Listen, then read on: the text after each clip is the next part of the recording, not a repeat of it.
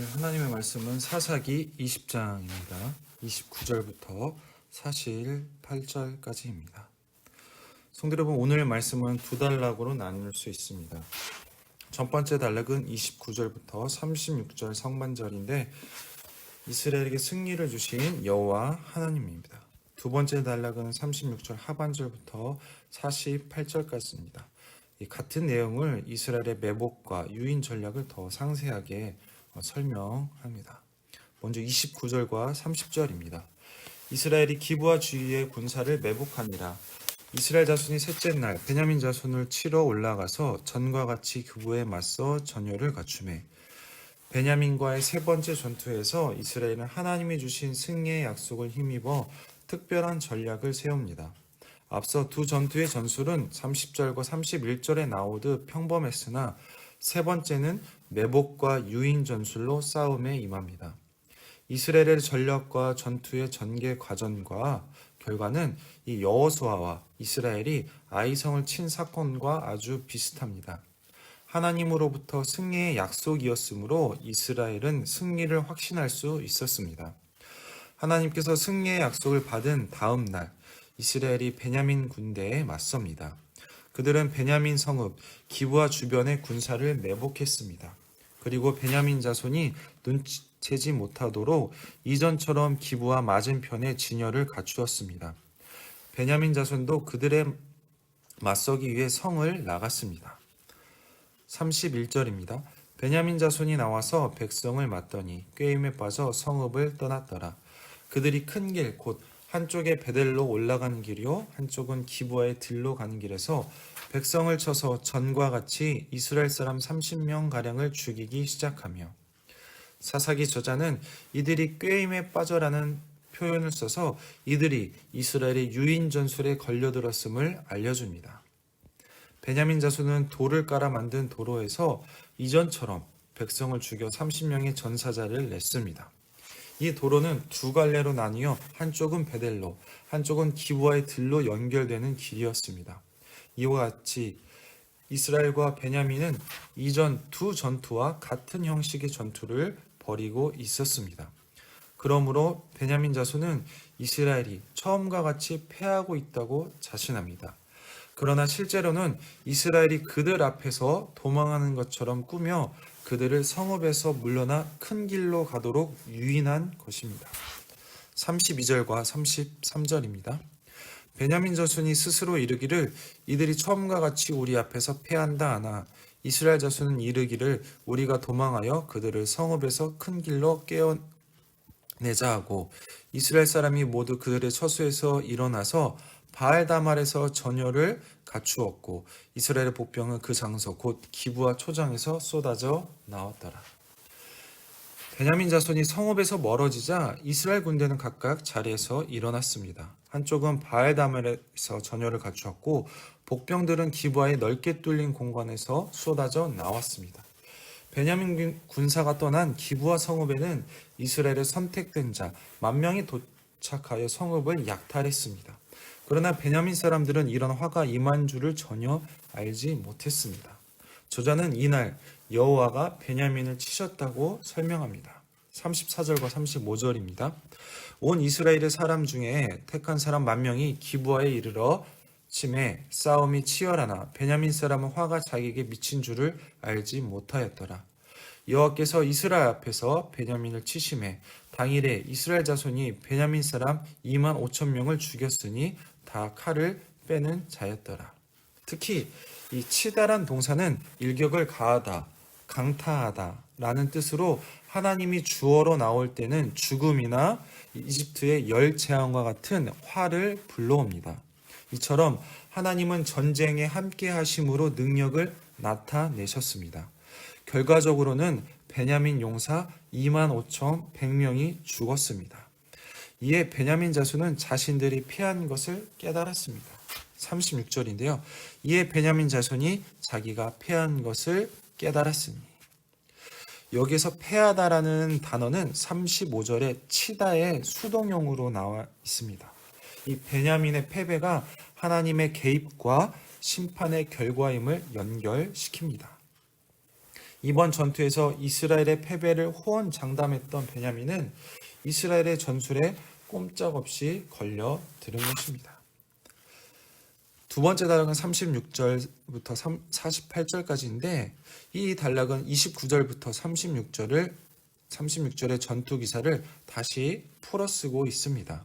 특히 베냐민이 이스라엘의 매복과 유인 전술을 통해 대패한 과정을 처음부터 끝까지 자세히 기록합니다. 요약하면 이렇습니다. 처음에 이스라엘의 군대의 한 무리는 기브아 주변에 매복을 했고 유인 부대는 복병들을 믿고 베냐민 군사들은 성 밖으로 유인했습니다. 베냐민 군사들은 그런 줄도 모르고 그들을 뒤쫓았습니다. 그 사이에 복병이 쏟아져 나와 기브아 성읍을 돌격하여 성읍 전체를 쳤습니다. 이스라엘 군대는 베냐민이 성읍에서 빠져나가면 성읍에 불을 지를 계획이었고 성읍에서 연기가 치솟는 것을 신호로 삼았던 것입니다. 유인 부대는 싸우다 돌아섰고 베냐민 사람들은 그들 중 30명을 처치했습니다. 그러면서 이스라엘이 처음으로 패배할 것을 장담했습니다. 39절과 40절인데요. 이스라엘 사람은 싸우다가 물러가고 베냐민 사람은 이스라엘 사람 30명가량을 쳐 죽이기 시작하여 이르기를 이들이 틀림없이 처음 싸움같이 우리에게 패한다 하다가 연기구름이 기둥같이 성읍 가운데서 치솟을 때에 베냐민 사람이 뒤를 돌아보매 온 성읍의 연기가 하늘에 닿았고 그런데 기브아 성읍 가운데서 연기가 구름 기둥 마냥 치솟았습니다. 베냐민 자손이 돌아보니 성읍에서 뿜어 나오는 연기가 하늘까지 닿았습니다. 이 사사기 저자는 이를 성읍 전체가 하늘까지 올라갔다고 지금 표현하고 있습니다. 이 장면은 아이성의 연기가 하늘까지 닿은 것을 상기시키며 진멸당한 아이성을 통해 기브아 성의 진멸이 암시됩니다. 이 가나안 성읍의 진멸은 하나님의 승리와 정복을 뜻하지만 동족인 베냐민 성읍의 진멸을 통한 이 이스라엘의 승리는 오히려 슬픔과 고통을 줍니다.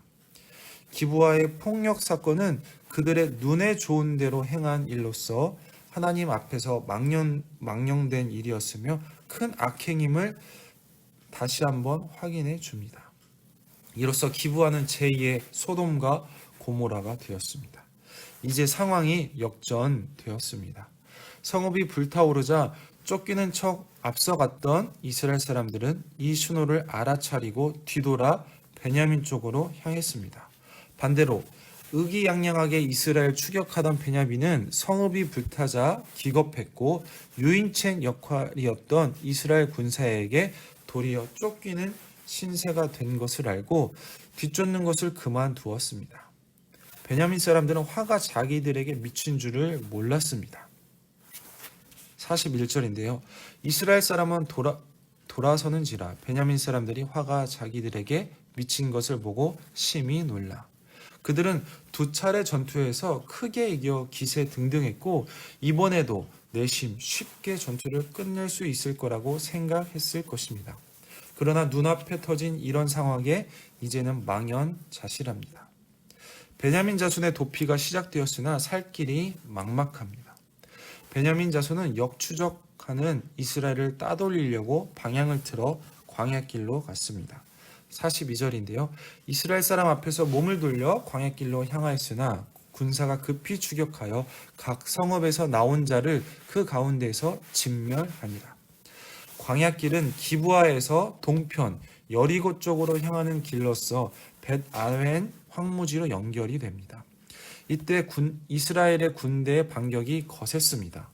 첫 번째 반격으로는 기브아 성읍을 공략했던 매복 군사가 이제는 성읍에서 나와 베냐민 사람들을 추격하는데 동참한 것입니다. 이로써 이스라엘의 유인 부대와 기브아에서 매복했던 부대가 베냐민을 각각 앞뒤에서 포위하여 틈을 주지 않았습니다. 그들은 동쪽으로 기브아 맞은편까지 추격했고 그들이 쉬는 곳에서 짓밟았습니다. 이때 18,000명의 베냐민 용사가 엎드러졌습니다. 두 번째 반격으로는 방향을 바꿔 광야로 도망하던 이 베냐민 자손을 이스라엘에 추격하여 림몬 바위에 이르는 큰 길에서 5,000명을 죽였습니다. 이 사륙을 이삭 죽비로 표현되어 이스라엘이 베냐민을 쉽게 처단했음을 알려줍니다. 45절인데요. 그들이 몸을 돌려 광야로 도망하였으나 림몬바에 이르는 큰 길에서 이스라엘이 또 5천 명을 이삭 줍듯 하고 또 그 뒤를 따라 기돔에 이르러 또 2천 명을 죽였습니다. 세 번째 반격으로는 기돔으로 도망한 자들을 추격하여 2천 명을 죽였습니다. 이날 베냐민 지파 중 칼을 다루는 용사 2만 5천 명이 죽임을 당했습니다. 결국 이 베냐민의 26,700명의 군사 중에 새 전투를 통해 살아남은 자는 600명이었습니다. 패잔병은 광야로 도망하여 림몬 바위에서 4개월을 보냈습니다. 그곳은 베델 동쪽 광야에 있는 석회암 절벽이며 큰 자연굴도 있어 600명이 숨어 지내기에 적당했을 것입니다. 모든 반격을 마친 이스라엘은 베냐민의 남은 성읍을 진멸했습니다. 그들은 성읍의 가축과 그곳에서 발견한 모든 자들을 칼날로 쳤습니다. 베냐민 성읍을 닥친 대로 모두 불살랐습니다. 가축까지 죽이며 성읍을 몰살하는 행동은 하나님이 명하신 진멸 명령입니다. 이 진멸 명령은 이 가나안 족속과 그 성읍에 적용을 해야 하는데 오늘 이스라엘 자손은 그 진멸을 자신들의 형제 베냐민과 그 성읍에 그대로 적용했습니다. 기브아에서 망령된 일을 행한 사람들을 응징하려던 이 이스라엘의 처음 계획은 베냐민의 온 백성에 대한 진멸과 정복으로 확장된 것입니다. 왜냐하면 이 베냐민 지판의 이 기브아에서 일어난 일은 가나안 민족이 저지른 일들과 다를 바 없었기 때문입니다. 성도 여러분, 오늘 말씀은 하나님께서 이스라엘 연합군과 베냐민 지파 모두에게 패배를 주신 싸움입니다.